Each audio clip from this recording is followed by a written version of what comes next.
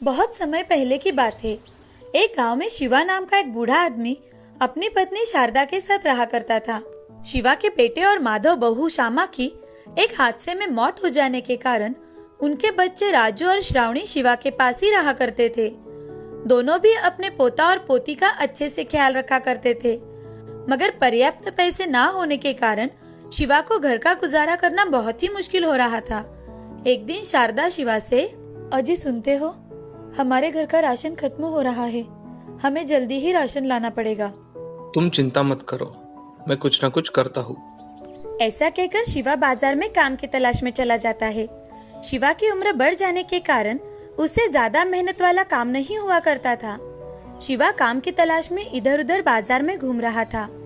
तभी शिवा को एक जगह मजदूरी का काम मिल जाता है।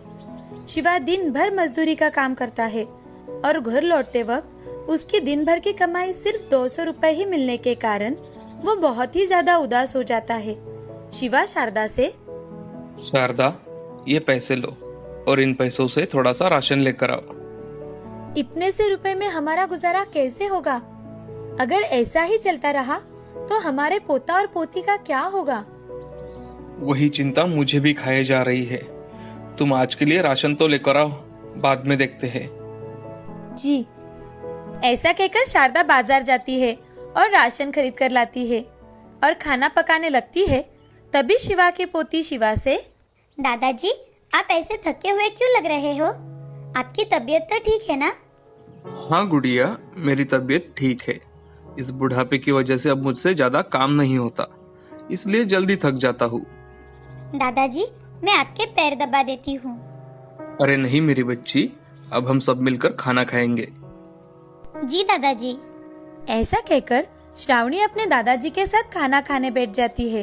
तभी राजू दादी से, दादी, मुझे दादाजी के हाथ की पनीर की सब्जी और अंडे का आमलेट बहुत पसंद है। क्या तुम दादाजी को कहोगी कि वो हमें बनाकर खिलाए? अगले हफ्ते जरूर बनाएंगे, अभी ये खाना खा लो। राजू समझदार होने के कारण अपने दादी की बात जल्दी से समझ गया और दादी से, ठीक है दादी। सभी ने खुशी खुशी खाना खाया और जल्दी से सो गए। अगले दिन राजू और श्रावणी आंगन में खेल रहे थे। तभी श्रावणी राजू से, भैया, दादाजी कल काम करके कितने थक गए थे। मुझे लगता है हमें उनकी मदद करनी चाहिए। हाँ श्रावणी, ये विचार तो मेरे मन में भी आया, मगर हम क्या कर सकते हैं? भैया, हमारे दादाजी के हाथ की पनीर की सब्जी और बटर आमलेट कितना अच्छा होता है। वो इतना स्वादिष्ट होता है कि उसका स्वाद मुंह में ही रह जाता है।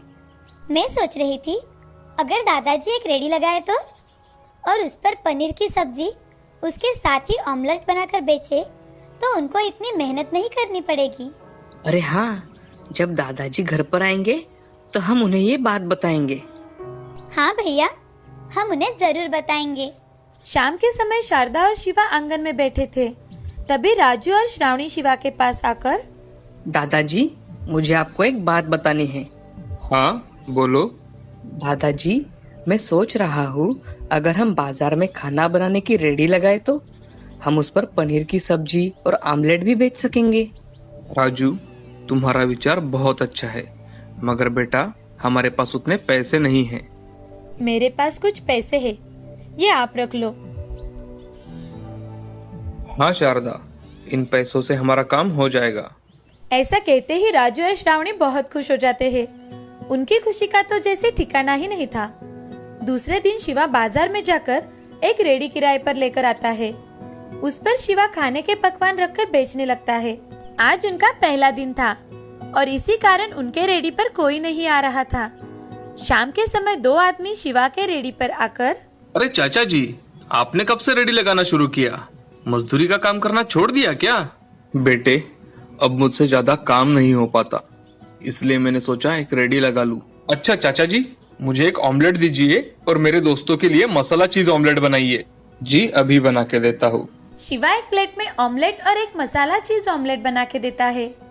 रंगा और उसका दोस्त ऑमलेट खाते हैं। तभी रंगा शिवा से, अरे चाचा जी, आपके हाथ को तो बहुत स्वाद है, मुझे ये ऑमलेट बहुत पसंद आया। आपका ये मसाला चीज ऑमलेट भी बहुत अच्छा है चाचा, हमें बहुत पसंद आया। चाचा जी, मुझे पनीर की सब्जी घर पर पार्सल दीजिए, जी अभी देता हूँ। शिवा रंगा को पार्सल दे देता है। उस दिन शिवा का धंधा ज्यादा नहीं चल पाता, लेकिन जैसे जैसे लोगों को पता चलता है कि शिवा के हाथों में जादू है, उसने बनाया हुआ ऑमलेट और पनीर की सब्जी बहुत ही ज्यादा स्वादिष्ट है, लोगों की भीड़ जमा होने लगती है। उसके साथ ही शारदा रोटियां, दाल, राइस बनाकर बेचा करती थी। शारदा शिवा से, हमने तो कभी सोचा भी नहीं था कि हमारा धंधा इतना अच्छा चलेगा, हमें इतनी तरक्की मिलेगी। हमारे पोता और पोती की आइडिया की वजह से हम हमारा व्यवसाय शुरू कर पाए। हाँ शारदा, हमारे पोता पोती बहुत ही होशियार है। जी, ऐसा कहकर शिवा अपना काम करने लगता है। तभी राजू वहाँ आ जाता है। राजू शिवा से, दादाजी, अगले हफ्ते श्रावणी का जन्मदिन है, तो क्या हम हमारे दोस्तों को घर पर खाने के लिए बुला सकते हैं? ठीक है, तुम तुम्हारे और श्रावणी के दोस्तों को घर पर खाने के लिए बुला लेना। ठीक है दादाजी। राजू खुशी खुशी अपने स्कूल चला जाता है।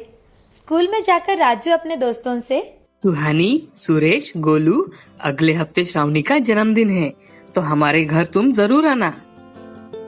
हाँ, हम जरूर आएंगे। हाँ, मैं भी जरूर आऊंगा। ऐसे ही एक हफ्ता बीत जाता है। राजू के दोस्त और श्रावणी के दोस्त बर्थडे के लिए राजू के घर इकट्ठा हो जाते हैं। शिवा और शारदा श्रावणी के लिए एक केक लेकर आते हैं। तभी श्रावणी अपने दोस्तों के बीच खड़ी होती है और केक को कट करती है, सबको खिलाती भी है। थोड़ी ही देर बाद बच्चे खाना खाने बैठ जाते हैं। शिवा और शारदा बच्चों को खाना परोसते हैं। खाना इतना ज्यादा स्वादिष्ट होता है कि बच्चे भी बड़े चाव से खाना खा लेते हैं। तुम सभी को खाना पसंद आया ना? राजू, ये खाना बहुत अच्छा है, मुझे बहुत पसंद आया। बच्चों, कुछ और चाहिए तो मांग लेना। जी दादी। थोड़ी ही देर बाद खाना खाकर राजू के सारे दोस्त अपने घर चले जाते हैं और सभी बच्चे अपने घर जाकर खाने की बहुत तारीफ करते हैं। बच्चों की बातें सुन उनके पेरेंट्स शिवा के रेडी पर आकर खाना खाकर देखते हैं। सभी को वो खाना बहुत पसंद आता है। शिवा और शारदा दिन रात मेहनत करके अपना व्यवसाय बढ़ा रहे थे। उनके इस व्यवसाय में श्रावणी और राजू भी उनकी मदद कर दिया करते थे। शिवा के व्यवसाय की अब बहुत तरक्की होने लगी थी। अब वो सब खुशी खुशी अपना जीवन गुजार रहे थे। गांव में शिवा की दुकान दादाजी की रसोई नाम से फेमस हुई। इस कहानी से हमें ये सीख मिलती है कि जिंदगी में हमेशा मेहनत करनी चाहिए। मेहनत करने से रास्ते अपने आप मिल जाते हैं और हमें हमारी मंजिल प्राप्त होती है। कभी कभी छोटी सी कल्पना भी बहुत बड़ा काम कर जाती है।